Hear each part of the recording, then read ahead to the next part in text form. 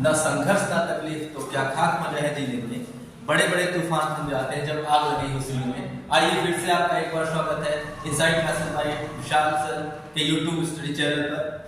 तो आज हम जो पढ़ने वाले हैं ना वो बहुत ही इंपॉर्टेंट टॉपिक होगा।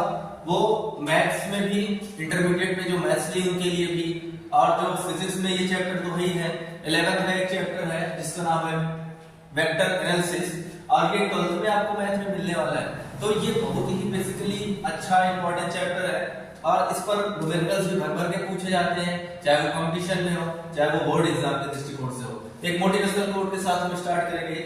अब हवाएं करेंगी रोशनी का फैसला, अब हवाएं करेंगी रोशनी का फैसला, जिस दिए में दम होगा वही जलता रहेगा। तो याद रखना, आपका बचपन गरीबी में गुजरा हो, सह लेंगे कोई बात नहीं। आपके माँ बाप का बुढ़ापा गरीबी में नहीं गुजरना चाहिए, ये बात बिल्कुल ध्यान रखना। और उसी के साथ आइए शुरुआत करते हैं। सबसे पहले इससे समझते हैं राशि क्या होती है। राशि आपको दो प्रकार की पढ़नी है, वेक्टर क्वांटिटी और स्केलर क्वांटिटी, सदिश राशि और अदिश राशि। तो एक बहुत ही सामान्य सा एक छोटा सा इसमें ट्रिक है तैयार कर याद रखने का। सदिश अगर इसको तोड़कर देखते हैं, साधन दिश होता है, शा मतलब होता है क्या, साथ साथ, क्या होता है साथ साथ, और दिश का मतलब क्या होता है दिशा होता है। अर्थात वे राशि जिन्हें रिप्रेजेंट करने के लिए, जिन्हें व्यक्त करने के लिए परिमाण के साथ साथ इसकी आवश्यकता होती है, दिशा की आवश्यकता होती है। अर्थात ये जो मैग्नीट्यूड होता है ना, इसकी बहुत जरूरत पड़ने वाली है। मैग्नीट्यूड के साथ साथ दिशा की आवश्यकता होती है, उसे हम कहते हैं कौन सी राशि, सदिश राशि कहते हैं। वे राशि इसमें जिसे व्यक्त करने के लिए परिमाण के साथ साथ दिशा की आवश्यकता होती है, उसे हम कहते हैं सदिश राशि। जैसे इसमें क्या करते हैं फोर्स। अब फोर्स है कैसी सदिश, आइए देखते हैं।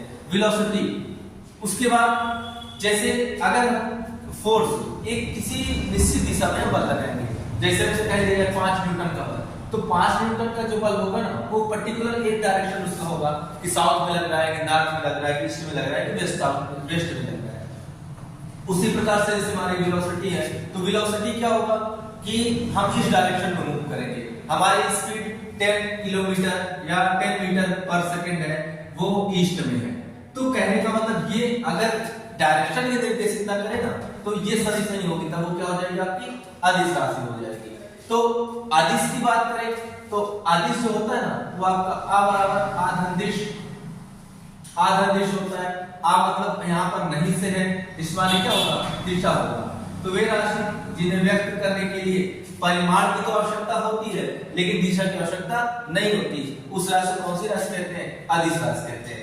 जैसे डिस्टेंस, अब कह दिया जाए कि हमारा घर इतना दूर है, आपका विद्यालय इतना दूर है, हमको हम पिकनिक मनाने जाना है इतना दूर, वो डिस्टेंस बताते हैं। ये डायरेक्शन नहीं शो करते, वो दूरी बताते हैं, अर्थात वो दिशा नहीं बताते कि इतना दूर है, ऐसा कह देते हैं नॉर्मली, बेसिकली किसी को कह देते हैं।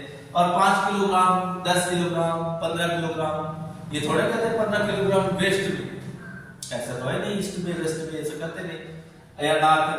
तो कहने का मतलब वे राशि जिन्हें व्यक्त करने के लिए परिमाण की आवश्यकता तो होती है लेकिन दिशा की आवश्यकता नहीं होती। परिमाण का मतलब न्यूमेरिकल वैल्यू जो होगी, जैसे 5 केजी है तो 5 हो गया, 5 न्यूटन है तो 5 हो गया, 10 है 10 मीटर है तो 10 क्या हो गया आपका, ये एक प्रकार का मैग्नीट्यूड हो गया, न्यूमेरिकल वैल्यू जिसको हम कहते हैं। आइए फिर आगे देखते हैं टाइप्स ऑफ वेक्टर पर।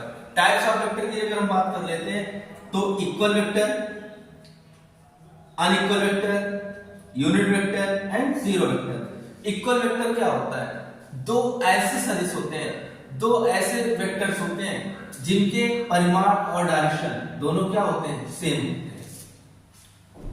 जिस दिशा में मूव ऑन होगा पहला वेक्टर, उसी दिशा में दूसरा वेक्टर भी क्या होगा, मूव करेगा। अर्थात जिसका मैग्नीट्यूड और डायरेक्शन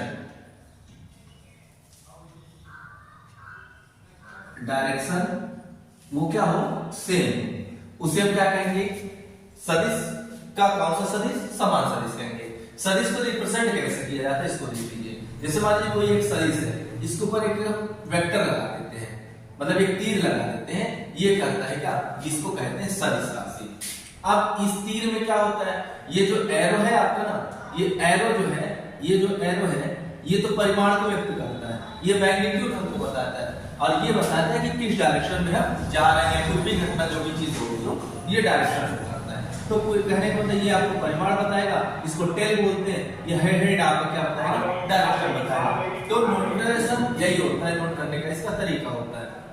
फिर वे राशि ऐसी दो राशियां जिनके परिमाण तो समान होते हैं लेकिन दिशा क्या होती है, सॉरी जिनके परिमाण और दिशा दोनों क्या होते हैं, समान होते हैं, उसे कौन सी राशि कहते हैं, उसे हम कहते हैं समान सदिश। उसके बाद अनइक्वल वेक्टर क्या होता है, मान लेते हैं दो वेक्टर्स ऐसे होते हैं, एक की दिशा इस तरफ है और दूसरी दिशा इस तरफ है। परिमाण में तो समान होते हैं लेकिन दिशाएं क्या होती हैं, भिन्न भिन्न होती हैं। वेक्टर ए मान लो, ये वेक्टर बी मान लो, ये हो गया हमारा क्या, असमान सदिश हो गया। इसमें कहेंगे मैग्नीट्यूड इज सेम, मतलब परिमाण समान होता है बट डिफरेंट इन डायरेक्शन, लेकिन दिशा में क्या होती है, विविधता होती है। दिशा इससे क्या होती है, भिन्न भिन्न होती है। उसके बाद यूनिट वेक्टर, यूनिट वेक्टर का मतलब क्या होता है, जिसका परिमाण क्या हो, एक हो, जिसका परिमाण क्या हो, एक हो, उसे क्या कहते हैं, यूनिट वेक्टर कहते हैं। यूनिट वेक्टर को रिप्रेजेंट करते हैं एक है, इसको पढ़ते हैं एक है। एक है निकालने का तरीका होता है, अभी बताते हैं आपको कुछ देर बाद। उसके बाद जीरो वेक्टर क्या होता है, जीरो वेक्टर नाम से स्पष्ट है, शून्य सदिश, ऐसा सदिश जिसका परिमाण क्या होता है, शून्य होता है, उसको हम शून्य सदिश कहते हैं। तो ये बातें समझ में आई होंगी आपको। फिर से देखते हैं जल्द एक बार, सदिश राशि क्या होती है, वे राशि जिन्हें व्यक्त करने के लिए परिमाण के साथ साथ दिशा की आवश्यकता होती है, उसे हम सदिश राशि कहते हैं। जैसे हमारा बल हो गया, वेग हो गया, त्वरण हो गया, ये सब चीजें किसमें आएंगी, सदिश राशि में आएंगी।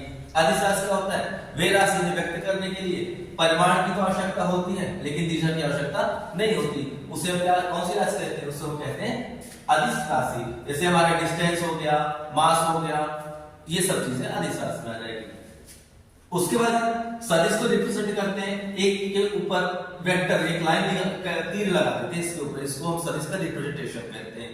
और जो हमारा ये लाइन शो करता है ना, ये वाला, इसको हम परिमाण बोलते हैं। और ये जो इधर से नुकीला भाग जो होता है, तीर वाला जो भाग होता है, उसको हम दिशा बताते हैं।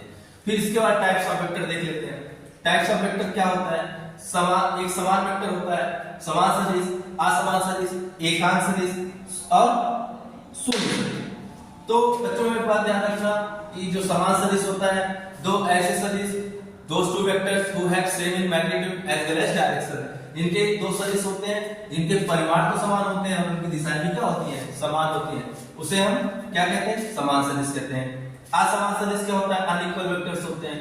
अनइक्वल वेक्टर्स क्या होते हैं, जिनके परिमाण समान होते हैं लेकिन दिशा क्या होती है, भिन्न भिन्न होती है। those two vectors who have same magnitude but different in the direction, that is called the unequal vector. Unit vector क्या होता है, unit vector are those vector who have the magnitude is always 1, इसका परिमाण हमेशा क्या होता है, एक होता है। इसको हम शो करते हैं, इसके ऊपर एक टैग लगा देते हैं, एक टैग। उसके बाद जीरो वेक्टर आता है। जीरो वेक्टर क्या होता है, शून्य सदिश। शून्य सदिश क्या होता है, एक ऐसा सदिश इसका परिमाण क्या होता है, शून्य होता है, लट्टू है ना, उसको हम क्या कहते हैं, शून्य सदिश कहते हैं। आइए इसके बाद आगे चर्चा करते हैं कि हम कैसे यूनिट वेक्टर को समझते हैं। अब देखिए ये चीजें आप जहनी तौर पर ध्यान रखिएगा, जितनी बार रिपीट करेंगे ना उतना तैयार होता जाएगा। आप डायरेक्शन पढ़ लिए, आज ये सीरीज सेकंड वाली शुरू स्टार्ट हो रही है और ये आगे के लेक्चर में हम आपको बताएंगे। पहली चीज हम देख लेते हैं, जो यूनिट वेक्टर होता है, यूनिट वेक्टर को हम रिप्रेजेंट करते हैं एक एक्स से। इसका एक फार्मूला होता है, इसका होता है वेक्टर ए अपान माडा वेक्टर ए। इस पर न्यूमेरिकल पूछते हैं। तो आइए एक चीज और ध्यान देते हैं कि मान लो ये हमारा एक प्लेस है, ये 3D प्लेस होता है, x, y और z, ये 3D प्लेस हो गया। फिर x प्लेन का, x जो हमारा होता है, इसका यूनिट वेक्टर होता है i कैप।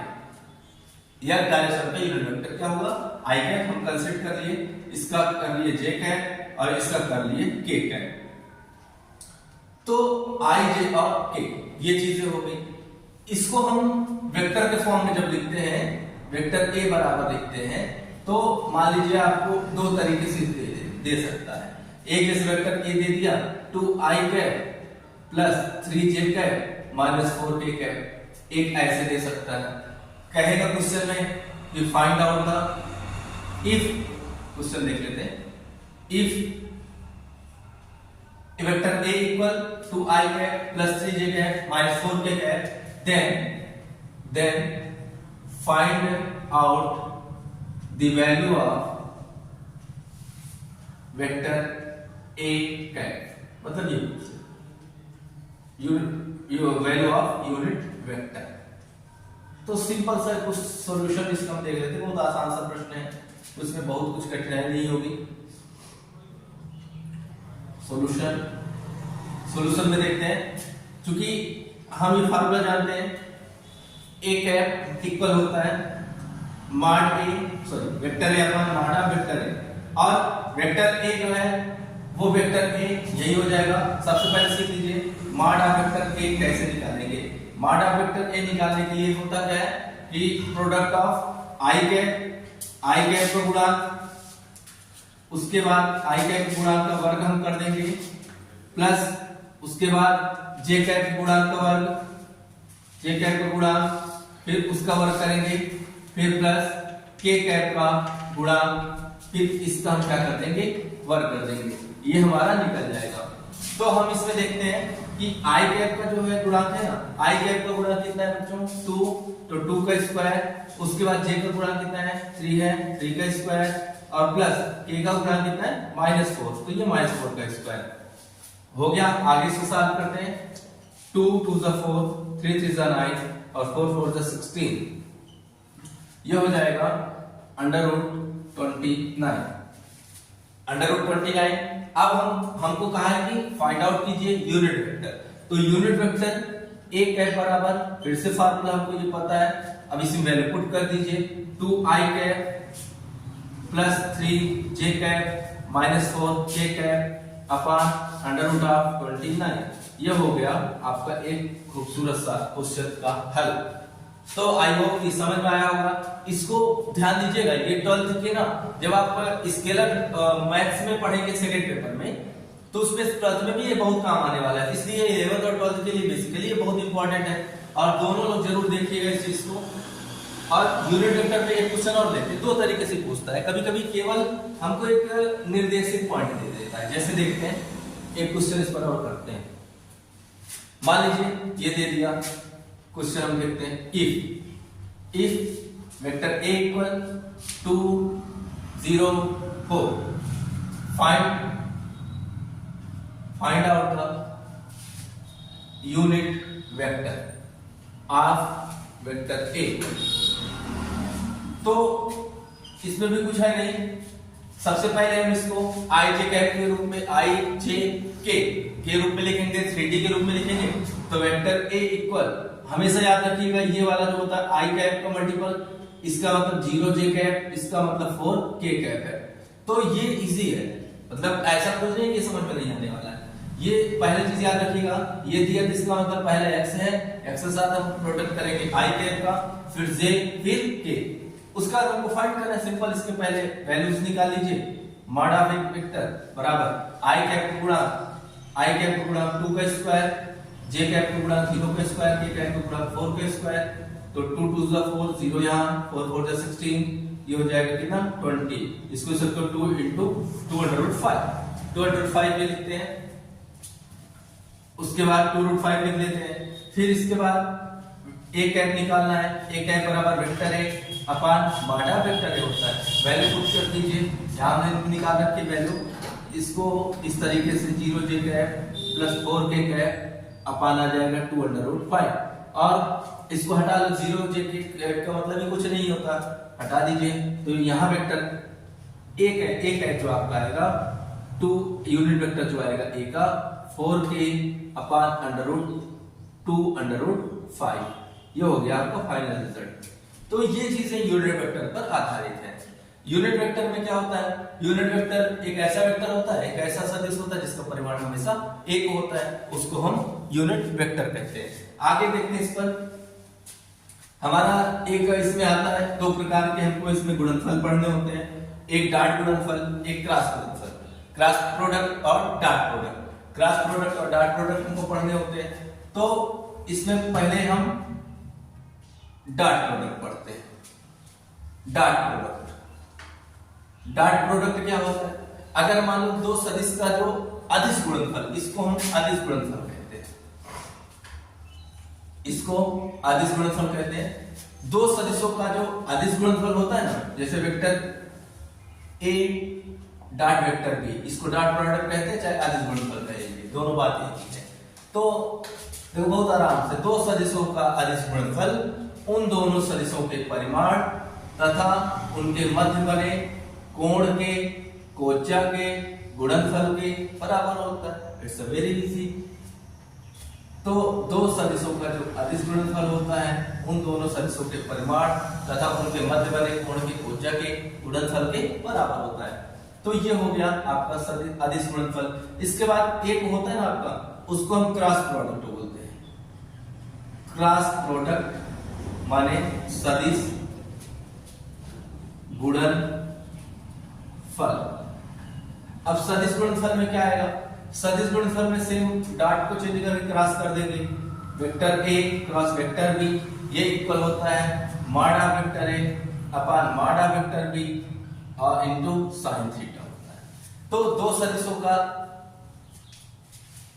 सदिश गुणनफल उन दोनों सदिशों के परिमाण तथा उनके मध्य बने कोण के कोज्या के ज्या के गुणनफल के बराबर होता है।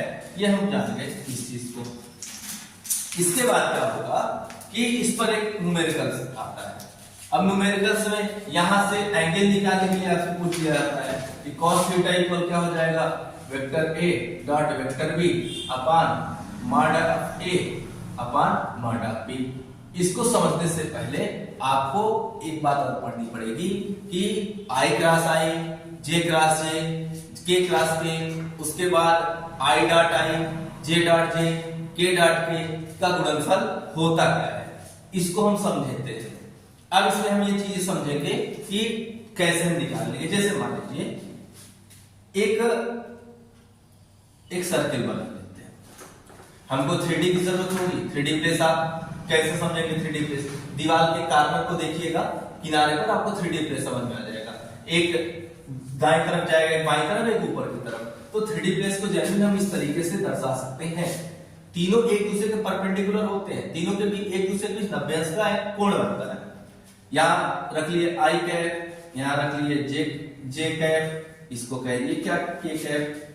अब देखिए ये क्या होता है कि क्रॉस प्रोडक्ट ना वो क्रम विनिमय नियम का पालन करता है। क्रम विनिमय नियम का मतलब होता है कि अगर हम वेक्टर आई क्रॉस वेक्टर जे का गुणा निकालेंगे ना, तो ये के आएगा, के कह पाएगा। अर्थात आई के बाद जे के बाद क्या आएगा? के आएगा। लेकिन अगर वैसे भी अंग्रेजी वर्णमाला में यही होता है, अगर जे क्रॉस आई कर दें तो ये क्या आ जाएगा आपका? जे क्रॉस आई करेंगे तो माइनस के कह पाएगा, क्योंकि डायरेक्शन चेंज हो जाएगा, है ना। और ये क्रम विनिमय नियम का पालन करता है, इसीलिए डायरेक्शन चेंज हो जाएगा। उसके बाद क्या होगा? जैसे जे क्रॉस के कर लिए, जे क्रॉस के की वैल्यू जब निकालेंगे तो ये वेक्टर किसके बराबर आएगा? आई के बराबर आएगा। और के क्रॉस जे निकालेंगे तो माइनस आई के बराबर आएगा, क्योंकि जे के बाद जे नहीं आता, के के बाद क्या आता है? आई। इसी ये निगेटिव क्या शो कर रहा है? डायरेक्शन शो करता है। इसीलिए आपको बताए थे कि क्रॉस प्रोडक्ट में हमेशा याद रखना है ये डायरेक्शन बताता है। सदिश गुणनफल और सदिश जो होता है वो डायरेक्शन शो करता है। मैग्नीट्यूड तो शो ही करेगा, लेकिन डायरेक्शन भी साथ साथ बताएगा। उसके बाद एक और देखते हैं, के क्रॉस आई, ये भैया बराबर किसके होता है? जे के बराबर होता है। तो आई होप आपको समझ में आ रहा होगा। नहीं समझ में आ रहा होगा तो कमेंट जरूर कीजिएगा, तो बताएंगे इसको फिर से। इजी है, ऐसा कुछ है नहीं जिसमें आपको नहीं समझ में आए, या ये एक तरीका निकालने का। फिर इसके बाद एक प्रोसेस और इसमें होता है कि आई वेक्टर आई क्रॉस वेक्टर आई। आप बताइए, देखिए अब हम इसका एक फार्मूला ये वाला यूज करते हैं, ये वाला फार्मूला यूज करते हैं। वेक्टर आई यहां पे लिखते हैं आई कैप साइन थीटा। अब एक बात बताइए कि अगर जैसे ये आपको प्लेन बताया गया, 3D प्लेन है, ये प्लेन आपका 3D प्लेन है, इसको हमने क्या माना था? एक्स माना था। ये y माना था और ये किस माना था, z माना था। इस पर एक माना था कि वेक्टर i है। अब बताइए जरा वेक्टर i के ऊपर वेक्टर i खींच दिया जाए, क्या कोई एंगल क्रिएट होता है? नहीं होना है, अर्थात इसके बीच एंगल क्या हो जाएगा, 0। तो यहाँ पर एंगल हम क्या रख देंगे, 0 रख देंगे। अब हम ये जानते हैं कि यूनिट वेक्टर है, यूनिट वेक्टर हमेशा किसके बराबर होता है, इसका मैग्नीट्यूड क्या होता है, ऑलवेज 1 होता है, और cos 0 की वैल्यू क्या हो जाती है, 0 होती है, और यहाँ हम क्या जाते हैं, 0 पा जाते हैं। इसलिए एक रिजल्ट पे आते हैं कि i cross i cap equal j cross j cap equal k cross k cap, ये इक्वल किसके होता है, 0 के बराबर होता है। क्लियर है इतनी बातें, ये हम समझ गए, यहां से ये वैल्यूज निकल गई। फिर हम डॉट प्रोडक्ट की बात करते हैं। ये क्रॉस प्रोडक्ट समझ में आया कि एंगल कैसे यहाँ पे 0 हुआ, क्योंकि i के ऊपर वेक्टर i जब खींचेंगे ना तो कोई एंगल तो क्रिएट हो नहीं रहा, एंगल नहीं क्रिएट हो रहा है, इसका मतलब एंगल कितना है, 0 है। और जब एंगल 0 है तो ये पूरी वैल्यूज आपकी निकल के सामने आ गई है। इसके बाद देख लेते हैं डॉट प्रोडक्ट की बात कर लेते हैं। ये तो क्रॉस हो गया, डॉट की बात करते हैं। डॉट जो होता है वो क्रमविन्वय नियम का पालन नहीं करता। जैसे vector i vector j, vector i dot i cap dot j cap, i cap dot j cap जो होता है हमारा, चूंकि इसी फार्मूले में रख देते हैं, यहां रखेंगे तो mod of i cap mod of j cap और cos। अच्छा एक बात बताइए, 3D प्लेन में क्या होता है, both are perpendicular to each other, सभी एक दूसरे क्या होते हैं, वो 90 डिग्रीज होते हैं। तो i और j के बीच का एंगल यहाँ पर देखिए कितना बना है, 90 डिग्री। तो अगर हम 90 इसकी वैल्यू यहाँ पुट कर दें 90, तो vector i dot vector j बराबर इसकी यूनिट वेक्टर 1 इंटू ये कितना हो जाएगा, 90 की वैल्यू कितनी होती है, 0 होती है। तो vector i dot vector j बराबर कितना हो जाएगा, 0। तो यहां से हम रिजल्ट पा जाएंगे कि vector i cap dot vector j cap, j cap dot k cap sorry k cap dot i cap equal कितना आ जाएगा, 0 के बराबर आ जाएगा। इसको हम पलट भी सकते हैं, पलटने का मतलब हमारा क्या होगा, j डॉट i कर दो, k डॉट j कर दो, i डॉट k कर दीजिए, ये भी क्या होगा, 0 होगा, क्योंकि यह क्रमविन्वय नियम का पालन नहीं करता। कौन नहीं करता क्रमविन्वय नियम का पालन, आदेश प्रोडक्शन। अच्छा ये बातें तो हो गई। अगर जैसे ये बात किया जाए कि समान हो तो क्या होगा, वो भी देख लेते हैं।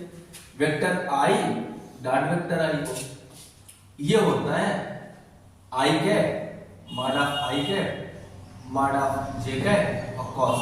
जरा एक बात बताओ, इसके पहले भी आपको बता चुकी, ये 3D प्लेन वेक्टर i के ऊपर वेक्टर i खींचोगे कोई एंगल क्रिएट होगा नहीं, इसका मतलब एंगल यहाँ क्रिएट कितना होना है, 0, एंगल 0, 1 into 1।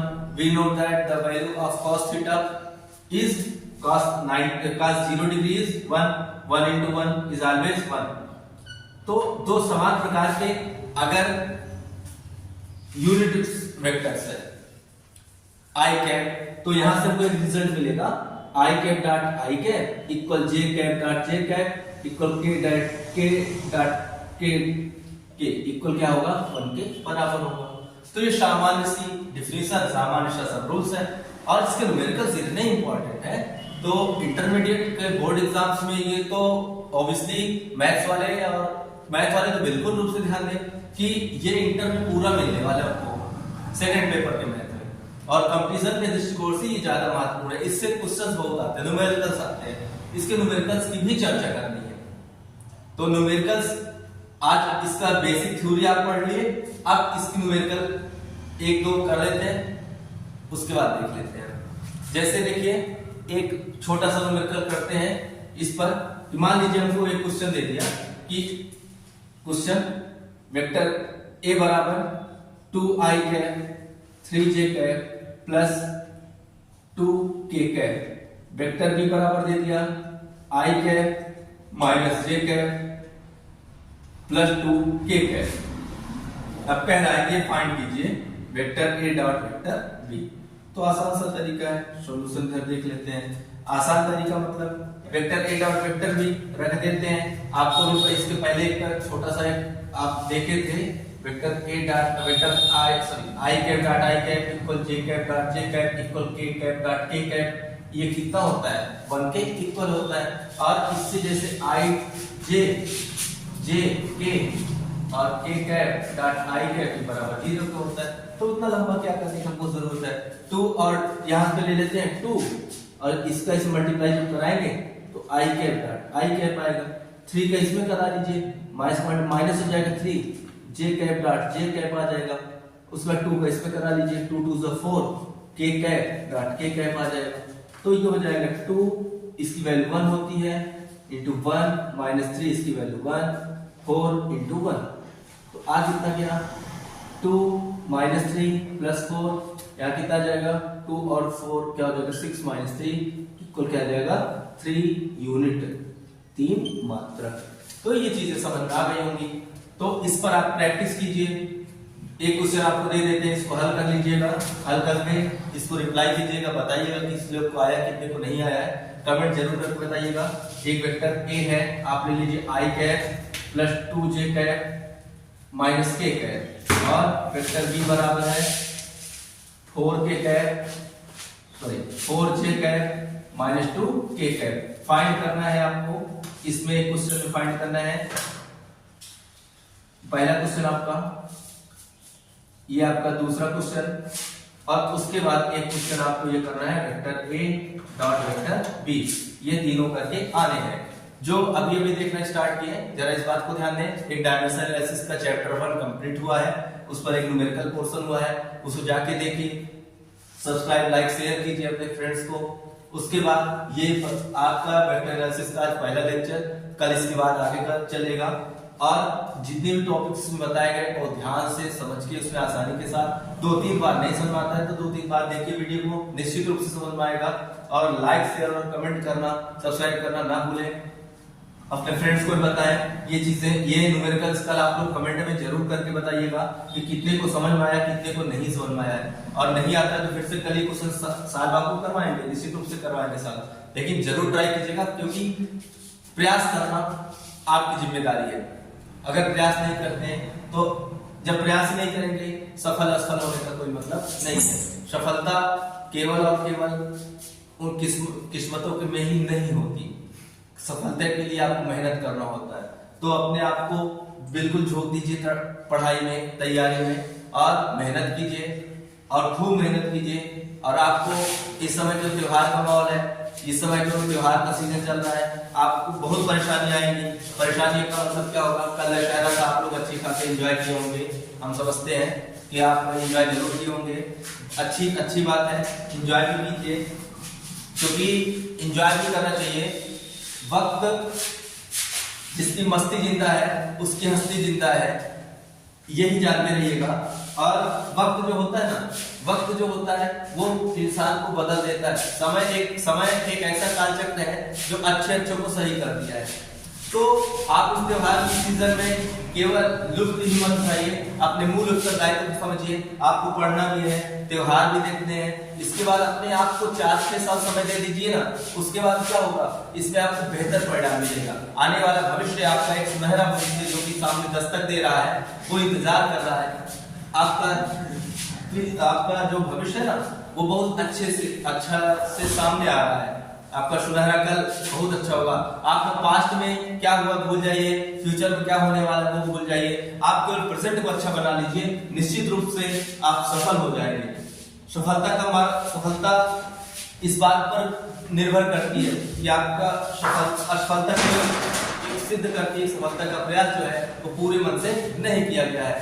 तो अपने आप को इतना जो करना है आपको उस समय वो कीजिए। मूल उत्तरदायित्व आपका पढ़ाई का है, और इस समय त्योहारों का सिलसिला चलेगा, सभी लोग त्योहार का भी लुत्फ उठाएं, लेकिन पढ़ाई जरूर करते रहें। आगे के लिए कल हम आपसे बात करते हैं, तब तक के लिए गुड बाय।